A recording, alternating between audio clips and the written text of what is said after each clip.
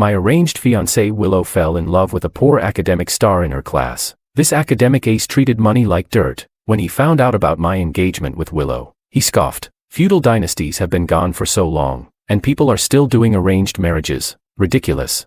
Willow was swept off her feet by him, and took it upon herself to call off our engagement. She eloped with him not long after. 5 years later, I was about to become the heir of the Wang group. Unexpectedly, at the handover ceremony, I saw Willow again. Not even her heavy makeup could hide her exhaustion. Tears in her eyes, she said to me, "I regret it. The one I've always loved is you." The next day, Makoto came storming up to me. He shouted, "George, you think just because you've got a bit of money you can seduce someone else's wife? Now I've lost all dignity. Happy now." Chapter 1. The whole room fell into stunned silence. Everyone knew the Wang and Liu families had once fallen out, because of a poor student. The Liu family's heiress had defied the engagement between the two families and eloped with that boy. In the end, out of love for their daughter, the Liu family agreed to their marriage, but only under the condition that the men marry into their family. And that's how the drama supposedly ended. Who would have thought there'd be an encore? I frowned slightly. Makoto had been living as a son-in-law in a wealthy family for 5 years. Yet his fragile pride was still intact, but that deep-rooted inferiority complex hadn't changed one bit. I glanced around the room, under everyone's gaze. I said calmly, "Mr. Ito, this is a public event. Please watch your language. If you want to talk, I suggest you calm down first, and if you keep throwing baseless accusations, I won't hesitate to let my lawyer respond." Makoto turned pale, visibly embarrassed. I looked at him expressionlessly. His suit was high-end couture, a luxury watch on his wrist worth millions, compared to the shabby boy he used to be 5 years ago. He looked like a completely different man, except for that prideful yet insecure personality. It hadn't changed a bit. 5 years ago, Willow said that Makoto was different. He didn't fawn over her like other men, didn't flatter her or grovel at her feet. Instead, he wasn't afraid to point out her flaws. To him, she wasn't some untouchable heiress, just a classmate, an equal. That sense of equality felt like a spring breeze to her. In this circle, everyone's obsessed with power and profit. Even marriage is just another transaction. Loveless marriages were common, where both sides do as they please. One day I saw Willow whispering with Makoto in the library. There was a light in her eyes I'd never seen before. I wasn't bothered, but I didn't expect Willow to actually break off our engagement for him. I looked at her and asked, "Do you know what marrying him means? You'll lose this life of luxury, maybe even be disowned." Willow looked determined. "He's talented and full of ideals. He'll build a future for us with his own hands. Not like you people, who only care about money." He's right, true love shouldn't be shackled by money. Of course he's not like us. He doesn't have money. I found it laughable. In the dirty world of the rich, someone like Willow could still believe in romantic ideals. I agreed to break off the engagement. The next day, Willow and Makoto disappeared. They took the night train to the south. Before she left, Willow suddenly asked me, "George, did you ever love me?" I didn't answer, but truth be told, I once did have feelings for her. My parents married for love. My dad came from the countryside, brilliant, got into a top university on his own merit. When he pursued my mom, he couldn't even afford a suit. She was moved by his talent, married him against her family's wishes, and gave him everything she had. But once my dad made it big, he rekindled things with his college ex. My mom caught them together one day, and the very next moment, they got into a car crash. Both died on the spot. My mom lost all will to live. She changed my last name, tried to kill herself more than once. Eventually, she was committed to a psychiatric hospital. My grandfather hated that country boy son-in-law, and looked at me with the same disgust. I became invisible in the family, until Willow came over as a guest. She invited me to hang out. We grew close, inseparable. That's when my grandfather started paying attention to me again. Chapter 2. He called a family meeting and announced that he was going to choose an heir. I wasn't on the list of candidates at all. After all, aside from my mother, my grandfather had 2 sons, one of whom was an illegitimate child named Martin. My older uncle was obsessed with pleasure and had no interest in running the family business. In contrast, my younger uncle Martin was hellbent on inheriting the family legacy, so I regarded him as my strongest competitor. Under immense pressure, I studied tirelessly every day. I wanted to prove myself to everyone, to make my grandfather see my capabilities. Before I even graduated, I had already led the company to achieve several new milestones. But none of these achievements seemed to impress my grandfather, until my engagement to Willow was finalized. The Liu family was as prestigious as the Wang family. A marriage alliance between the two would undoubtedly lead to a win-win situation. Only then did my grandfather turn his eyes toward me and formally announce that I would be the successor of the Wang family. Willow and I had known each other since childhood. We played together growing up, and our families were evenly matched. It was only natural that I grew fond of her. However, those trivial feelings vanished completely after she met Makoto. My mother's experience had already served as a cautionary tale, so I had no favorable impression of Makoto. The fact that a girl I liked was into a guy like him only made me feel regret. Giving up was the best option for me. No one was going to drag me into the mud. Makoto had the look of a typical bookish guy, fair-skinned and scholarly, but at this moment, his face was twisted with rage. He pointed at me and yelled, "George, what are you trying to do? Why won't you stop pestering Willow? Do you even realize what you're doing? This is harassment, you're destroying someone's family." The entire room erupted. I could already envision the headlines splashed across major media outlets. Hashtag business rising star accused of harassing married woman. Hashtag George publicly denounced by Willow's husband. My assistant immediately began clearing the venue and sternly warned all guests not to leak any information. I felt a wave of frustration rise in my chest, and my tone turned cold. I said, "Mr. Ito, for the sake of the Liu family, I won't pursue this baseless scene today, but if there's a next time, be prepared to face the consequences." With that, I motioned for security to escort Makoto out. That night, when I returned home and opened the door, I saw Anna curled up on the sofa in a red slip dress. She looked up at me with tearful, pitiful eyes. The moment she saw me, she ran toward me and spoke in a sweet voice tinged with grievance. "George, I'm jealous." She cried like that in front of everyone at the banquet. "What's that supposed to mean?" I pulled away from her clingy embrace and said, "Anna, who gave you the passcode to my door?" Her eyes sparkled as she looked at me, still pitifully, and said, "It was Grandpa Wang who asked me to move in." Looking around, the once cold and empty room now had all sorts of decorations a young girl would like. The whole place now radiated a warm, cozy vibe. I couldn't help but frown. Her eyes never left me. Seeing my expression, she hurried to explain in a soft and gentle voice, "Don't be mad. If you don't like it, I'll move out right away." Chapter 3. As she spoke, she turned to start packing her things. I grabbed her wrist and said, "Forget it. We're having the wedding in a few months anyway." Her eyes lit up like stars in an instant. She looked at me in ecstatic joy and asked, "You must be tired, right? Want me to show you the new decorations?" I was curious to see what else she had added, so I let her take me on the tour. When we stepped into the bedroom, one entire wall was covered with our photos. From the moment we met, to the moments we became a couple, each memory captured and frozen in time. No matter how you looked at it, the whole scene was full of girlish romance. I couldn't help but smile. The corners of my lips lifted unconsciously. She asked, "I did a bit of decorating. What do you think?" Her eyes were full of anticipation, like a kitten waiting for its owner to pet it. It was hard to believe that this girl in front of me was the same one who had taken over the Sue group after her parents died in an accident. Like she had been handed the script of a true female lead in a power drama. In just a few years, she turned the company from loss to profit and led Sue group to surpass every elite family in Pingjing. And she was only 25, 4 years younger than me. In business settings, she always gave off a cold, distant impression. But today, I was finally seeing the youthful vitality she should have had. Not wanting to dampen her enthusiasm, I casually praised her. "The photos look nice." Anna froze for a second. A blush crept across her pale cheeks, spreading all the way to the tips of her ears. She murmured softly, "We can take more like these in the future." I was suddenly stunned. That's when I realized, all the photos showed us in very intimate poses, which made my compliment come off as especially suggestive. Feeling a bit awkward, I forced myself to stay calm and said, "It's getting late. I'll go rest." With that, I quickly went upstairs. Grandpa allowing Anna to move in didn't surprise me. Ever since his illness forced him to step down, the Wang family had been on a steep decline. Even with all my efforts, I was only barely managing to keep things from falling apart. Restoring the Wang family to its former glory was easier said than done. He had once pinned his hopes on the Liu family, but that engagement had fallen through. Anna's appearance gave him a new sense of hope. He had said to me, "George, it's not that Grandpa doesn't trust you, but sailing through storms requires wind,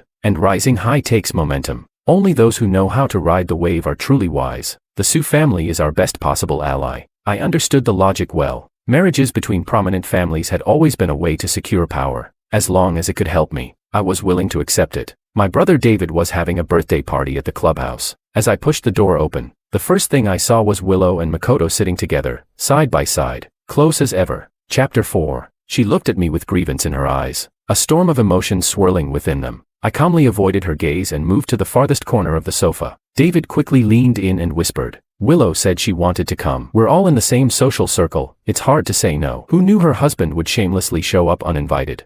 Not wanting to discuss it, I pulled out a gift box from my bag and said, "Happy birthday." He tore open the wrapping without delay, and his eyes lit up instantly. He laughed and said, "Bro, you know me too well." Inside was a limited edition mechanical watch. I had pulled a lot of strings to get my hands on it. David blinked and said, For such an expensive gift, I feel like I should call you godfather, otherwise, I'd feel bad. He continued. Dave has drifted through life, only regretting never meeting a worthy master. The others joined in teasing. Wong, have you considered adopting another godson? Just as everyone was joking and the room was filled with cheer, Makoto suddenly stood up. The cheerful atmosphere vanished in an instant. Everyone exchanged awkward glances. He stood there with a stony face and said to Willow, "Come outside." Willow silently got up and followed him. The two of them argued loudly in the hallway, and their voices were clearly audible. Everyone awkwardly perked up their ears. Makoto, clearly agitated, said, "You've been staring at George since we walked in. What the hell does that mean? What do you want from him?" Willow snapped back. "Why are you yelling? All you ever do is jump to conclusions. The less capable you are, the more aggressive you act at home. Outside, you're nothing but a coward." "I'm a coward," Makoto roared, his fury boiling over. "Then let me show you just how cowardly I am." The door was suddenly flung open. Makoto stormed into the room like a madman. He marched right up to me and pointed at Willow, shouting, "George, if you want this woman, take her. I'm done with her." Willow chased in after him, grabbing his arm. "Are you done losing your mind? You're humiliating us. Can't we talk about this at home?" Makoto yanked his arm away and screamed. "Talk about what? About how you still have feelings for George? How you keep thinking about him in secret? How you mutter his name in your sleep? Ha, I'm embarrassing. Willow, don't act so high and mighty. Who was the one desperate to marry me back then? I warned you, I'm not into the rich kid games you people play." Willow couldn't hold back anymore. Her eyes turned red as she shouted, "Yes, I was the one who insisted on marrying you, but Makoto, don't make me regret it." Chapter 5. Makoto looked like he had been struck by lightning, frozen in place. The entire room fell into a dead silence. Then he laughed. A twisted, desperate laugh. He said, "So, you've finally said it." Each word cut like a blade. Every sentence bleeding pain. Willow collapsed onto the sofa, looking completely drained. "I couldn't stand this ridiculous drama anymore," I said. "David, I'm leaving." Makoto pounced in front of me like a wild animal, eyes blazing with rage. "George, you stole my wife and now you want to run. You're nothing but a hypocrite in a suit, a beast in gentleman's clothing." Without a word, I swung my fist straight into his jaw. Makoto staggered back, clutching his face, staring at me in disbelief. I said coldly, "A parasite like you, looking down on elite families while enjoying every bit of their perks. You have no ability, no career, yet you still dare to act tough."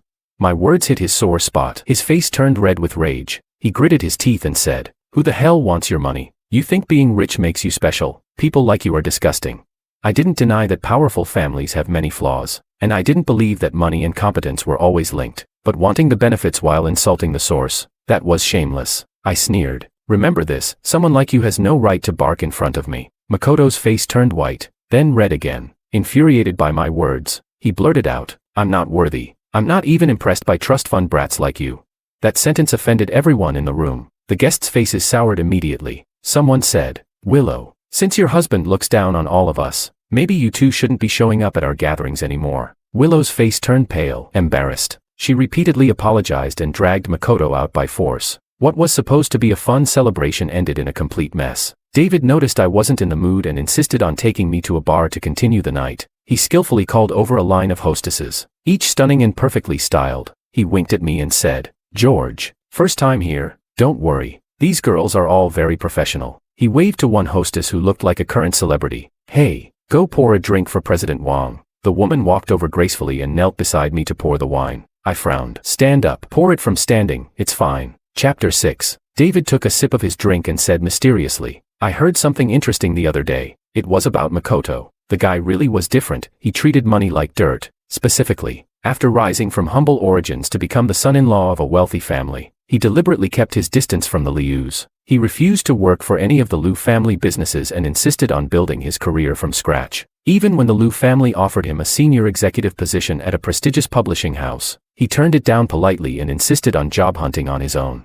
After sending out dozens of resumes and going through half a year of interviews, he finally landed a job at a small publishing firm as an editor, earning just over 4,000 yuan a month. Not only that, but he kept a strict boundary between the Liu family and his own relatives, refusing to let them benefit from the Liu name. His parents were honest, meek farmers who simply obeyed whatever their son said. But a while ago, Makoto's younger brother got into trouble. He acted as a guarantor for a friend and got caught in a scam, ending up owing 1.8 million yuan in high-interest debt. The lenders threatened to break his legs if he didn't pay. His family was dirt poor. There was no way they could come up with that kind of money. But to the Liu family, that amount was pocket change. So his parents went to his workplace, knelt before him, and tearfully begged him to save his brother. Guess what Makoto did? He pulled out a passbook with all his savings since he started working, 25,000 yuan. His parents broke down, unable to believe how heartless their son had become. They said, "You're really going to just stand by and watch your brother get crippled? This could ruin his entire future." To the Lius, this would have been a piece of cake to solve. If Makoto just said the word, the debt would be gone. But he was unshakable, and insisted, "I chose to be with Willow because I love her, not for a family's status, and definitely not for money. I don't want the Liu family to look down on me. I won't be labeled a freeloader. I can't stand the gossip and whispers. You envy my life, but you have no idea how I walk on eggshells every single day in the Liu family. Your younger son is your child, but so am I." To be fair, the Liu family didn't treat him poorly. It was he who was too sensitive, too proud. The whole thing became public knowledge. The Lius were embarrassed when they found out and tried to settle the debt for him. But Makoto snapped at them and turned the offer down. Their goodwill was thrown back in their faces, and eventually, they stopped trying. In the end, his brother got his leg broken, and his parents cut ties with him altogether. David concluded. Chapter 7. Is this Makoto guy out of his mind, saying he chose Willow for love and not her money or power? He took a luxurious life and turned it into something pitiful. When he made Willow follow him with such conviction, I actually thought he had real potential, but turns out, this is all he's got. I smiled faintly and said, he hasn't changed one bit. Makoto acts like he looks down on the rich, like he refuses to take handouts and wants to appear noble. But deep down, he's incredibly selfish, driving the Liu family's luxury cars, living in their villa, but unwilling to let his own family benefit at all, to protect his fragile pride and reputation.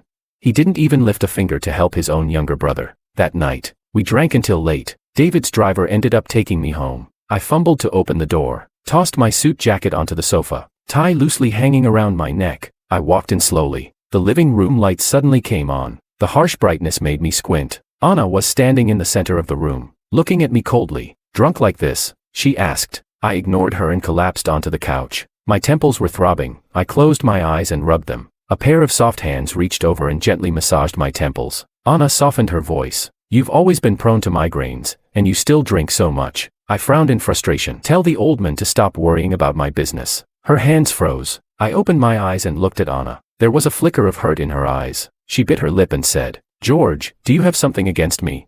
I pinched her delicate chin, smiling playfully. "Don't overthink it, little one. Marriage is just a matter of mutual benefit." Anna's eyes instantly turned red. She bit her lip stubbornly, her voice trembling as she choked out, "But I like you."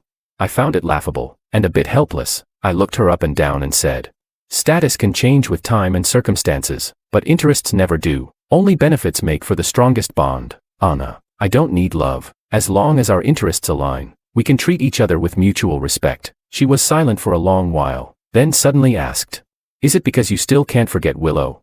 I frowned, annoyed. "No, I only care about myself. Successful people pursue interests, only fools get caught up in love." Anna suddenly smiled. She said that she and I wanted the same thing, a relationship built on shared interests. We definitely treat each other with respect. I had no words. I truly didn't understand where Anna's obsession with me came from. She never said, and I couldn't be bothered to dig deeper. Let her be. Chapter 8. A few days later, I unexpectedly ran into Willow at a business cocktail event. Just my luck. I immediately turned around, ready to leave, but she hurried after me. "George Gidge," she called. I stopped in my tracks and replied coldly, "We're not close. Please don't call me that." A flicker of pain crossed her eyes. She said, "Why are you treating me so coldly? We grew up together. What happened before was my fault." I cut her off immediately. "That's enough. If there's nothing else, I'll be going." I turned to leave. Willow grabbed my arm, her eyes brimming with tears. "I've only now realized the person I truly love has always been you. Can you give me another chance? Can we try again?" I felt nauseated. My entire body went cold. I yanked my arm away and sneered. "What does your love have to do with me?" George, don't go back to leftovers. You were the one who insisted on breaking off the engagement and marrying Makoto. At the time, even though we were on opposing sides, I could still respect your naive determination. But now, you couldn't even hold on to that little bit of dignity. You're someone's wife, yet here you are, clinging to another man. Isn't that disgustingly cheap? Willow's face went pale as a sheet, and she stood frozen on the spot. This scene was caught by a bystander and quickly made it to the top of the trending searches. Although my team moved fast and got it taken down, the online buzz was still going strong. Some said Willow's marriage was in crisis, her dream of marrying into wealth had fallen apart. Others accused me of seducing a married woman, saying I was shameless to be thinking about an ex even after getting engaged to Anna. Makoto seized the opportunity to post a vague late-night tweet, insinuating that I had interfered in their marriage. David couldn't hold back anymore and directly clapped back on Weibo. Disgusting pair trying to stay relevant. A self-loathing, sensitive leech and a shameless green TB*TCH. What a match made in trash heaven. Get lost, the both of you. Soon after, someone dug up footage of Willow breaking down in tears at my succession ceremony, and Makoto causing a scene at my banquet. The internet split into two camps. Some said this was what a phoenixman gets, trying to marry up and getting burned. Serves him right. Others defended Makoto, saying he had pride and never flaunted wealth, and that their relationship was pure love. The online fight was intense. When Grandpa summoned me back to the old house to explain, Anna happened to be with me. She insisted on coming along. When I opened the study door, Martin was already inside waiting. Chapter 9. He immediately seized the moment to mock me. Well, the big shot finally graces us with his presence. Grandpa's been waiting. What an entrance. I responded coldly. If the company weren't being held back by a useless idiot like you, I wouldn't be so busy. It's beyond me how someone as wise as Grandpa could have a fool like you for a son. Martin's face twisted in rage. He raised his fist to hit me and shouted, "You ungrateful little bastard. I'm your uncle." Anna stepped forward, pushing him back. "Mr. Wong, I suggest you think twice before laying a hand on him. George isn't just the heir of the Wong family, he's also my future husband. You have no right to touch either identity." Martin was stunned speechless, his face dark and stormy. He finally forced out a sarcastic remark. "Miss Su sure is generous, so many rumors flying around about your fiancé, and you're not even bothered. Do you think it's charming when a man flirts around? Are you planning to just tolerate it?" The next second, my fist connected squarely with his face. I asked coldly, "Feeling clear-headed yet? If not, I don't mind giving you another punch." Martin trembled with anger but didn't dare fight back. He howled. "What did I say that wasn't true? You're just a womanizing scumbag, just like your father." Expressionless, I landed 2 more punches. "Keep talking. Let's see if your mouth is tougher than my fists." He was shaking all over, panting heavily, sneaking glances at the old man at the head of the table. Grandpa sat there like a mountain, slowly sipping tea, silently watching the chaos unfold. I sneered, "Can't talk anymore? While rumor accounts make things up, you don't bother to clarify and instead take the chance to kick me while I'm down. What, was it you stirring things up behind the scenes?" Ever since I got engaged to Anna, he'd completely lost his shot at inheriting anything, so he held a grudge and opposed me at every turn. Martin panicked and started denying it. "Don't accuse me. I have no idea what you're talking about." I spoke calmly. "Then forget it, but let me remind you, the prosperity of the Wong family depends on unity. You and I are both Wong family members. If one rises, we all rise. If one falls, we all fall. Don't be foolish enough to sabotage yourself." At last, Grandpa spoke. "George is right. Martin, apologize." Martin clenched his jaw and forced out, "One word at a time." "Sorry." I smiled warmly. "It's fine. Anyone who lacks manners just needs to read more books, they'll catch up eventually." That last line hit Martin's sore spot dead on. Chapter 10. Before the Wong family acknowledged him, Martin had been nothing but a good-for-nothing thug. He dropped out of school before even finishing middle school. Later, the Wongs gave him the best educational resources money could buy, but it was too late. Like rotten fruit, no amount of care could bring him back. That's why the thing he hates most is being called uneducated. At last Martin couldn't take any more. With a bang, he slammed the door and stormed out. Anna squeezed my hand, looked at grandfather with gentle eyes, and said, "Grandpa Wong, please don't pay any mind to the rumors outside. George and I care deeply for each other." Grandfather smiled. "Stay and have dinner with me." A few years ago, I had begun laying out investments in artificial intelligence, and the returns were spectacular. The Wong Group's financial report stunned the entire industry, revenue up 20%, profits nearly doubled, the best numbers in our history. From that moment on, I was the heir apparent. During these years under my management, the results spoke for themselves. On my first day in office, Wong Group stock shot up to the daily limit. Grandfather threw an extravagant celebration banquet, inviting business leaders and the press. Makoto and Willow attended with Mr. and Mrs. Liu. Mr. Liu, eager to mend relations, stayed close to grandfather, laughing as though all past grudges had vanished. Mrs. Liu took my hand and said, "I watched George grow up, such a fine child, far better than my own 2 useless sons. The Lius have only one daughter, Willow." Her words were obviously aimed at someone. No explanation needed. Mrs. Liu went on, "Willow must have been blind, letting a perfect son-in-law slip away just to chase some penniless nobody." Makoto's face turned ashen, his nails dug into his palms. I merely smiled politely, and Anna arrived in time to lead me elsewhere. Then came the media Q&A. Makoto suddenly stood up and shouted for all to hear, "George, What makes you think you deserve that seat? You're nothing but trash who climbed up on connections. The Liu family's faces darkened. Their eyes were full of disappointment. Chapter 11. Without losing my composure, I replied, do you understand win-win cooperation? In business, like on a battlefield, a strong alliance beats fighting alone every time. Makoto was stumped, so he lashed out. Everyone's saying you leveraged the broken engagement 5 years ago to scam the Lius out of a billion-yuan project. And now you're clinging to Miss Su to cement your status. Your whole success comes from using 2 fiancés. Care to explain?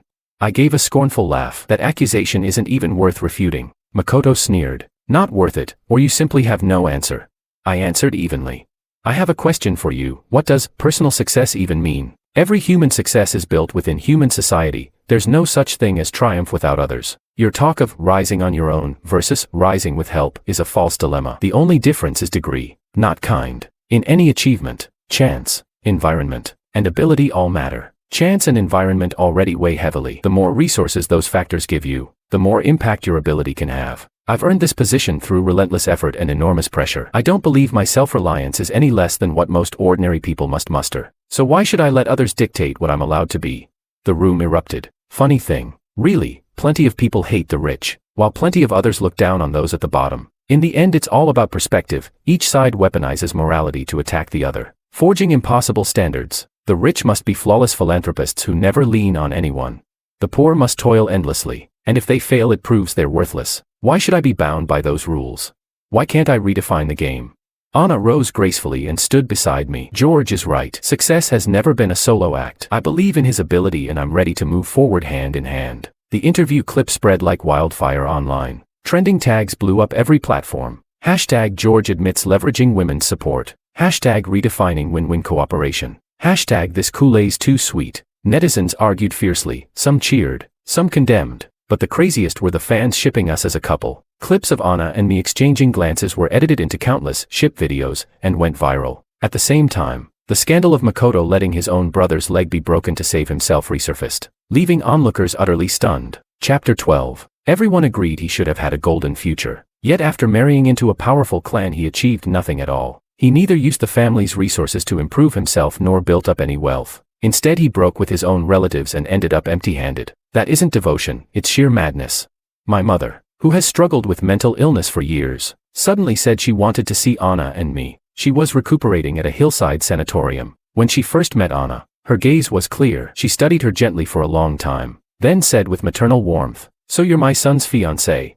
Anna answered with perfect poise, "Yes, Auntie." Mother smiled in relief. "I watched the video of you defending George. Knowing he has you beside him sets a mother's heart at ease." Then she turned to me, tears welling up. "George, I'm sorry." My heart no longer rippled. In earlier years I had felt both pity and resentment toward her. Resentment that when I was struggling and facing ridicule, she wasn't there. I often wondered whether, if I disappeared, she would finally regain clarity. But time has taught me, she, too, is pitiable. Without that accident, she would surely have loved and protected me just as she does now. Softly I said, "Mom, I'm doing well. Please take good care of yourself." At those words, grateful tears shone in her eyes. Leaving the sanatorium, I stared out the car window, lost in thought. Anna drove us to the seaside. Listening to the waves crash against the shore, she whispered, "George, lean on me for a while, you deserve a breather." Resting my head on her lap, I finally lowered every defense and wept in silence. All the bitterness of years spent fighting alone poured out at once. The climb to the summit is strewn with thorns, yet in the end I reached the peak. News of Makoto and Willow next reached me as rumors of their marriage collapsing.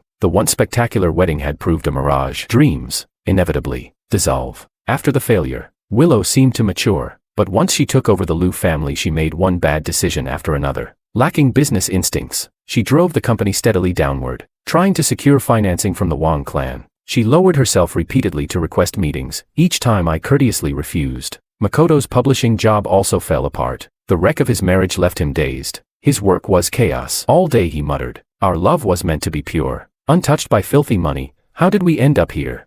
Chapter 13. That naive high-mindedness of his was a double-edged sword. It was exactly what had captivated Willow, the quality that made him, and the quality that ruined him. In the end, Makoto chose to leave the city and disappear without a trace. On our wedding night, while Anna and I were wrapped in tenderness, I suddenly paused at the most intimate moment and asked what she really wanted from me. She gazed into my eyes, a hint of helplessness in her own. With her stunning features, waterfall of dark hair, and faint elegant scent, She looked both gentle and resolute. She frowned slightly. To ask that now. George, how cold-hearted you are. My voice stayed icy. Will you answer or not? With a soft sigh she began her story. She had first seen me at a Wong family banquet. Everyone was snubbing me, yet I remained calm and composed, neither humble nor arrogant. Drawn by that quiet poise, she approached and said, "It takes courage to stay true to yourself in a place like this." That memory resurfaced. Yes, it had happened. Though at the time I found her comment needless, I was simply used to such situations. Later, when she learned of my engagement to Willow, she felt urgent anxiety, but her parents had just died, and she was overwhelmed. A year after Willow broke our engagement for Makoto, Anna wanted to confess her feelings. Yet the Sue group was in crisis and she refused to drag me into the whirlpool. Only after Sue recovered did she dare come to me and propose our union. So it was love at first sight. Her girlish affection had never changed. When she finished, a flood of emotion stirred within me. Anna looked into my eyes and whispered, "George, my heart has never wavered." I answered her truth with a fervent kiss. The room's temperature slowly climbed. This time, I was willing to drop my guard and trust her completely. Career and love, I will let neither slip from my grasp.